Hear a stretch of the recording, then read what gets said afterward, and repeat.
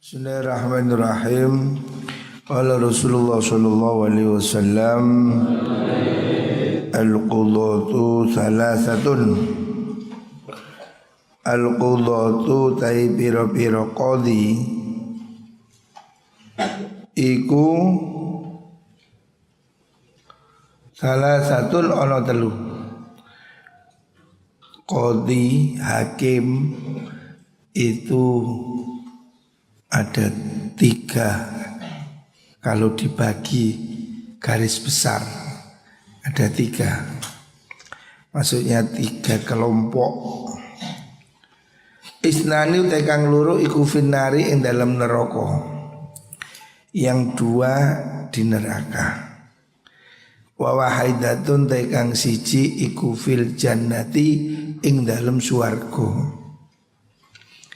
Jadi posisi hakim itu tidak gampang. Menjadi hakim itu tugas yang berat, tidak main-main. Karena dia menjadi wakil Tuhan, menghukum. Menghukum ini kan tidak gampang. Orang menjadi hakim itu sulit. Nabi menggambarkan hakim itu ada 3, yang 2 di neraka, yang 1 di surga.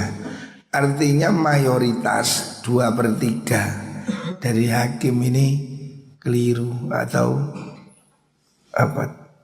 melakukan kesalahan yang fatal. Orang-orang yang tidak hati-hati. Fawahidun dari siji fin jannati ke dalam swarga. Rupane rojulun wong lanang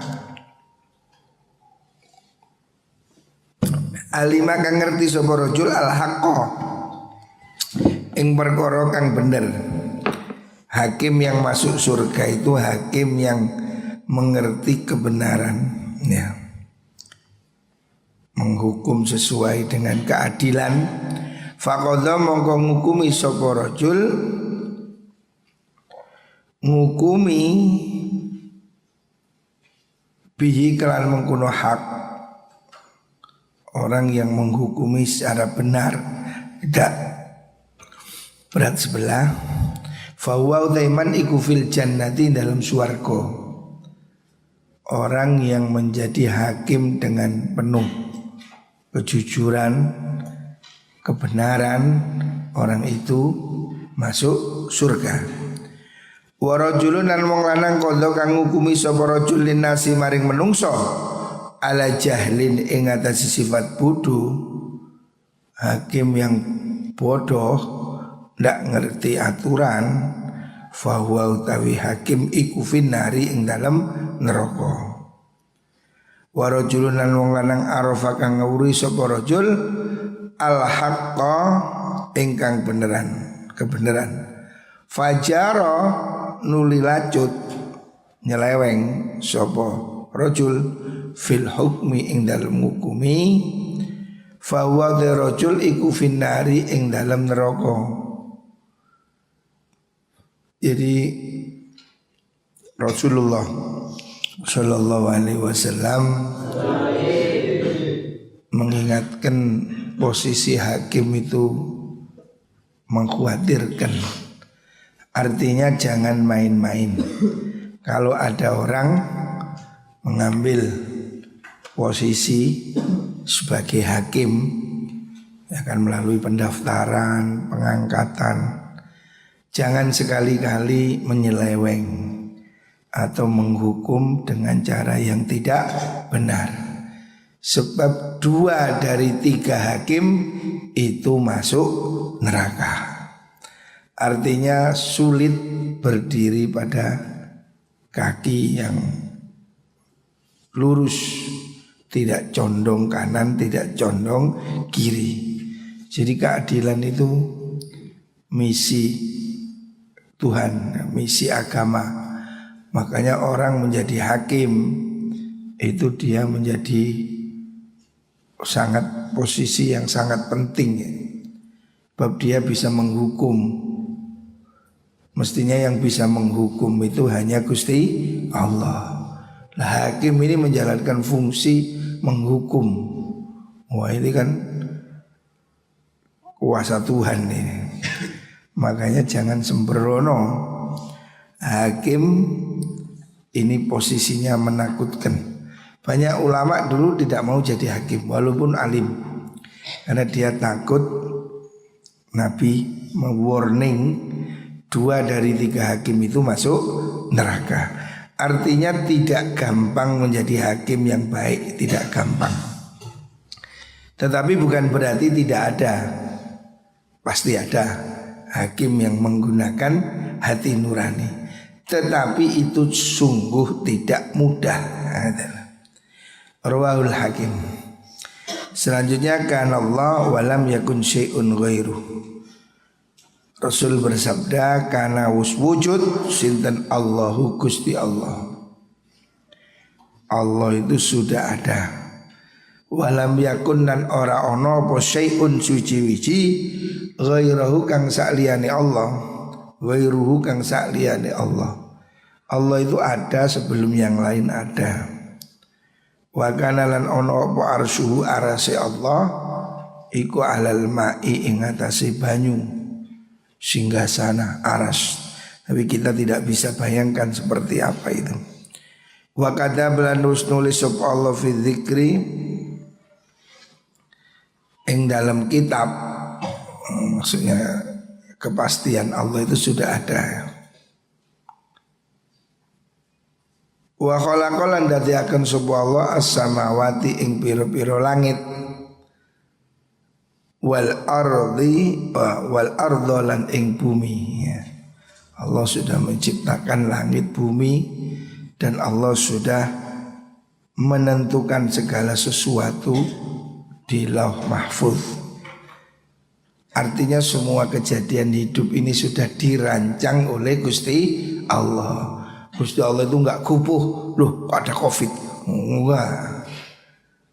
COVID ini itu semuanya sudah ada dalam takdirnya Gusti Allah. Jadi tidak ada satupun yang bisa melewati kekuatan Gusti Allah. Ya termasuk COVID. COVID ini ya makhluknya Allah, virus lah. Yang bisa menghilangkan ya Allah, yang bisa menghindarkan juga hanya Gusti Allah. Makanya ini adalah pesan dari Gusti Allah supaya kita ini taubat, supaya kita ini berlindung memohon pada Gusti Allah. Karena kita ini tidak mampu. Virus hari ini telah membuat orang pinter, dokter pun tumbang, profesor pun tumbang. Artinya enggak ono pintere wong nek. Surabaya ada berapa profesor, dokter tumbang, artinya gugur dengan COVID ini. Tidak ada pinternya orang. Secara akal profesor ini kan sudah menguasai semua teknis, tapi juga tumbang. Makanya tidak ada yang bisa melindungi kita kecuali Gusti Allah. Itu sudah ada, takdir Allah sudah ada. Corona ini tidak mungkin terjadi di luar pengetahuan Gusti Allah. Kita yakin semua, wala radbin wala yabisin illa fi kitab. Semuanya sudah ada catatan. Allah memberikan ini sebagai ujian ya. Cara satu-satunya kembalilah pada Gusti Allah. Mohonlah pada Allah.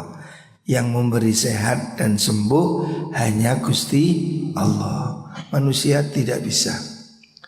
Buktinya korban COVID ini orang kaya, dokter dan segala profesi. Seandainya ini bisa diatasi oleh manusia, pasti yang kaya-kaya itu nggak jadi korban. Dia bisa bayar obat yang paling top. Wah, tapi nyatanya saya punya beberapa kenalan konglomerat meninggal juga. Jadi kurbannya itu saya lihat yang banyak malah orang kaya-kaya itu. Orang yang hidupnya pakai AC, selalu dingin, nah, itu malah virusnya berkembang. Tapi wong macul-macul, termasuk wong gendeng itu gak ono sing kena virus. Wis kebal. Jadi tubuhnya lebih kuat. Makanya santri ojo turuan. Isu metu ke halaman ngono, bal-balan, caring ya. Berusaha kita bergerak dapat panas ya, supaya tubuh kita kuat ya. Ojo nyukungkur saya. Ini penting, jaga kesehatan ya. Rawahul Bukhari. Selanjutnya kaburat, agung. Apa nih? Khianati. Sungguh orang itu sangat berkhianat. Antu hadisa yen to cerita sira akhoka ing sedulur sira hadisan ing cerita. Kalau kamu menceritakan pada temanmu ya suatu ucapan, huwa utai akhoka laka maring sira bi kan mengkono hadis iku musaddiqun wong kang percaya, wa anta hale utawi sira bi kan mengkono hadis iku kadzibun wong kang goro ya. Jangan sampai kamu itu dipercaya malah berdusta. Jangan kamu cerita pada orang yang dengar percaya dikira benar padahal kamu bohong. Itu namanya berita bohong. Jangan sekali-kali membuat berita bohong. Itu khianat ya, dosa. Rawahu Abu Dawud. Selanjutnya katimul ilmi utai wong kang nyimpen ilmu, menyembunyikan ilmu. Iku yal anu nglaknatihu ing katimul ilmi ya.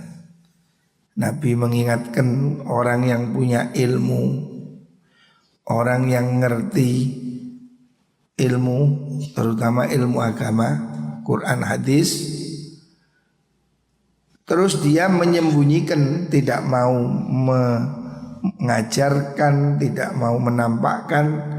Iku yal anuhu nglaknatihu ing mengkono alim sapa kullu syai'in sapa kabehane suwi-wiji hatal hauti sehingga iwak fil bahri dalam segara wa tairulan manuk fis samai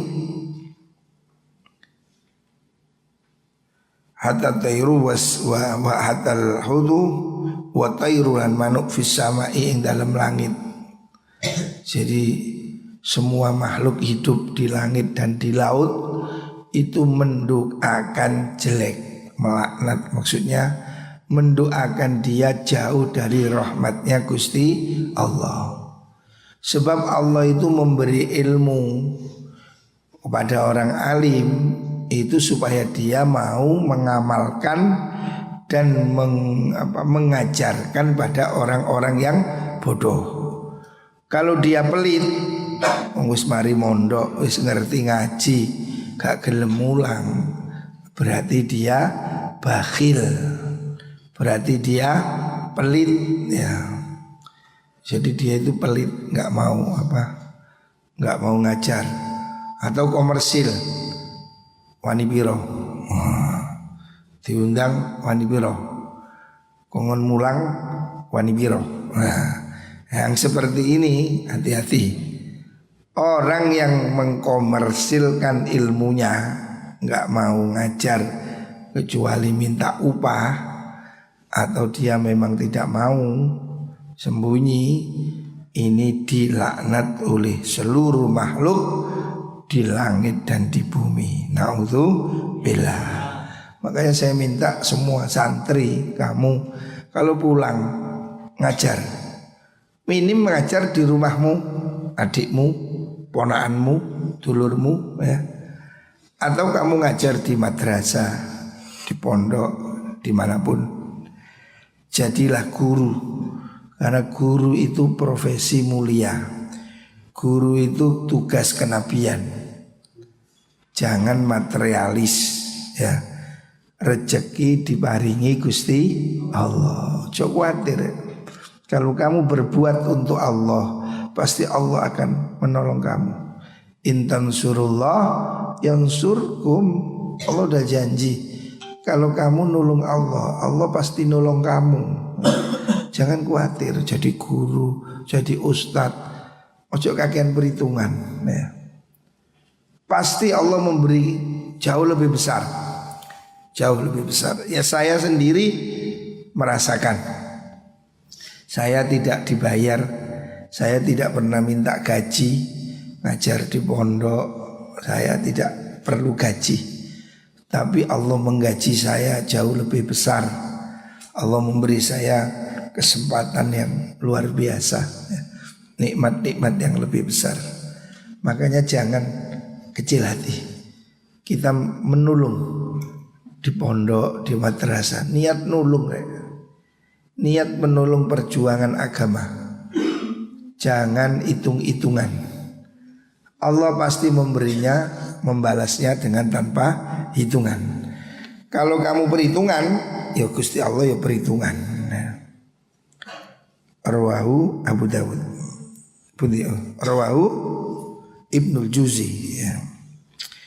Selanjutnya Nabi sabda, Kitabullah al-Qisas. Kitabullahi utawi pestene Gusti Allah. Maksudnya apa itu namanya? Ketentuan Gusti Allah iku al-qisasu, hukum kisos ya.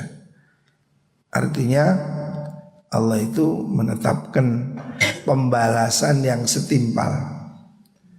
Dan itu justru akan membuat manusia aman. Allah mengatakan walakum fil qisasi hayat. Dalam hukuman pembalasan itu terdapat kehidupan. Orang membunuh dibunuh. Orang potong tangan. Nah, balas setimpal. Supaya apa? Supaya orang tidak membunuh. Karena dia kalau membunuh akan dibunuh. Justru dengan adanya kisos terjadi kehidupan yang harmoni. Karena orang menjadi takut. Kalau membunuh dihukum 2 tahun. Bunuh mana? Gak kapok. Tapi kalau membunuh dibunuh, nah itu pasti membuat orang kapok, membuat orang jerah ya. Makanya Allah menetapkan hukum kisos itu untuk kebaikan manusia ya. Supaya orang itu tidak sembrono. Kalau hukumannya enteng, membunuh cuma di penjara 3 tahun, 5 tahun, ya akan membuat orang tidak kapok ya. Jadi Allah itu keadilan Allah, hukum kisos.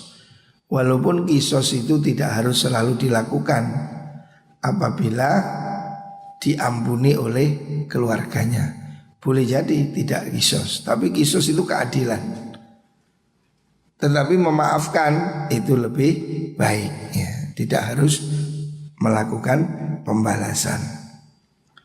Hadis riwayat Imam Bukhari wa Muslim.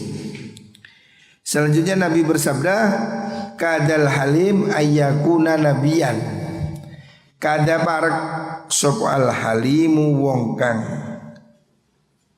aris. Aris ini apa sih? Bijak. Orang yang bijak itu ya. Bijak itu di atasnya sabar ya. Bijak halim. Halim itu ihtimalul adha ya.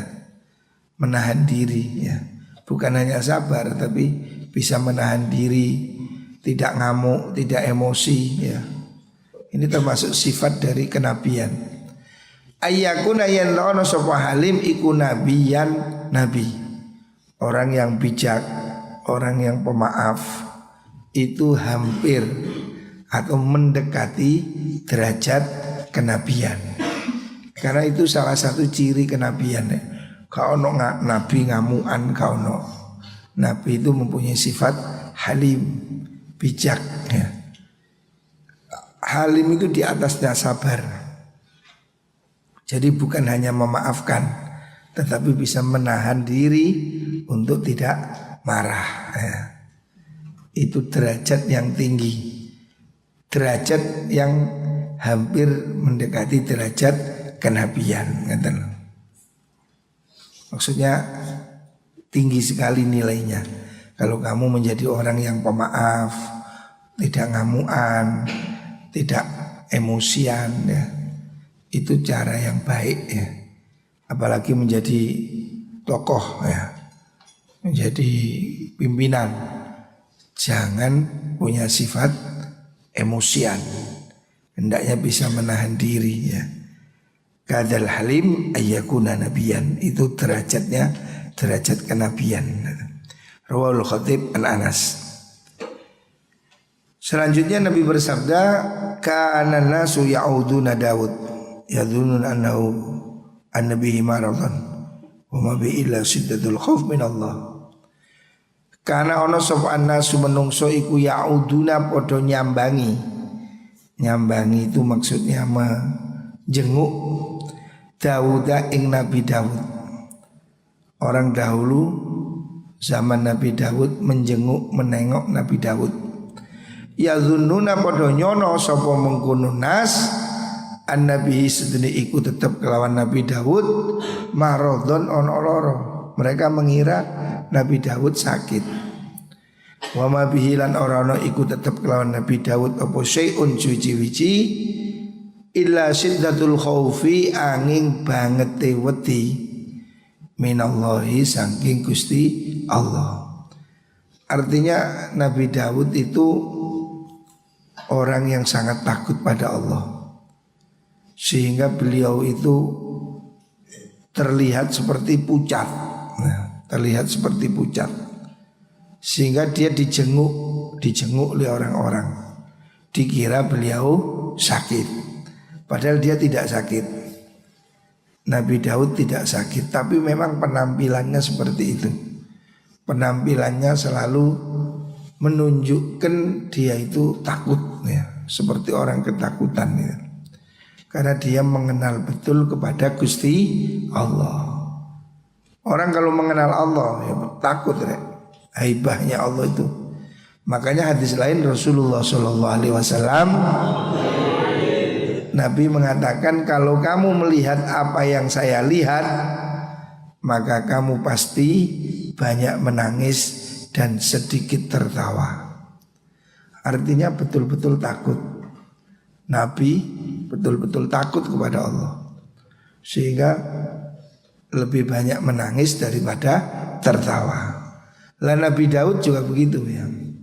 Padahal Nabi Daud itu raja kan. Beliau itu kan penguasa, tetapi beliau itu sangat takut pada Allah, sehingga sampai terlihat seperti pucat, dikira sakit, padahal beliau orang yang pucatnya itu karena takut pada Gusti Allah. Rawahu Ibnu Asakir, rawahu As-Syekhani. Rawahu Ibnu Asakir an Ibnu Umar. Selanjutnya kalau Rasulullah SAW, kana ono sapa rajul nang lanang iku yudayi ngutangi sapa rajul anasa ing menungso. Fagana mongko ono sapa rajul iku yaqulu ngucap sapa rajul li fatahu maring apa itu pembantunya. Wong anom maksudnya pelayannya, pembantune mengkono rajul, idza ataita nalikane nekani sira muksiron ing wong kang melarat. Le ono wong utang melarat, fatajawaz anhu, fatajawaz mongko ngapura sira anhu saking mengkono muksir. Jadi zaman dahulu ada seorang kaya, kata Rasulullah SAW, orang kaya ini suka nulung orang, ngasih utang, ngasih pinjaman. Tetapi dia ini kalau nagih bilang sama karyawannya, jangan melakukan kekerasan pada orang miskin. Kalau ada orang utang itu melarat, beri dia waktu, atau beri potongan, atau dibebaskan. Jadi dia ngutangi tapi tidak mencekik, bukan rentenir, kan ada rentenir. Ngutangi tapi njaluk anaan, itu jelek, dosa. Ini ada orang yang ngutangi tapi tidak minta apa-apa. Bahkan kalau yang utang itu nggak mampu, diberi diskon, diberi ampunan. Ya, lah orang yang seperti ini, nah, la Allah mengatakan la Allah mano Allah iku ayata jawaza yen to ngapura sapa Allah anna saking ingsun. Artinya dia melakukan hal itu berharap semoga Allah mengampuni saya besok seperti saya mengampuni hutangnya orang yang tidak mampu. Loh, niat baik, perbuatan baik seperti itu, falaki Allah mongko tetemu sapa wong Allah ing Gusti Allah, fatajawaza mongko ngapura sapa Allah anhu saking mengkono man. Nabi mengatakan karena orang itu suka mengampuni orang-orang yang tidak mampu, orang-orang yang bangkrut, maka dia kemudian mati bertemu Allah, diampuni dosanya oleh Gusti Allah. Walaupun dia kebaikannya yang lain tidak ada, tetapi dia punya husnudzon kepada Allah. Husnudzon, dia tadi kan mengampuni orang yang utang dengan husnudzon, punya bayangan baik, semoga Allah mengampuni saya. Jadi dia ngampuni utangnya orang-orang dan dia husnudzon, saya akan diampuni oleh Gusti Allah. Dan betul Allah mengampuni dia, ya. Jadi Allah itu seperti apa yang disangka oleh hambanya. Kalau dia punya sugesti begitu, Allah juga seperti itu. Dia mengampuni orang-orang miskin dengan harapan diampuni oleh Allah. Dan kemudian dia meninggal, Nabi menyatakan dia diampuni oleh Gusti Allah. Karena itu tadi, karena dia punya hati husnudzon. Maka kita harus selalu punya hati yang baik, husnudzon pada Allah. Yang kedua, dia suka membantu orang lain. Dua hal ini yang penting. Selalu husnudzon kepada Allah. Yang kedua, selalu berbuatlah baik pada orang lain. La iso ambek duit, dene gak iso, ya minimal dengan amal baik, perbuatan baik, ucapan yang baik, ya. Moga-moga semua kita diampuni oleh Gusti Allah.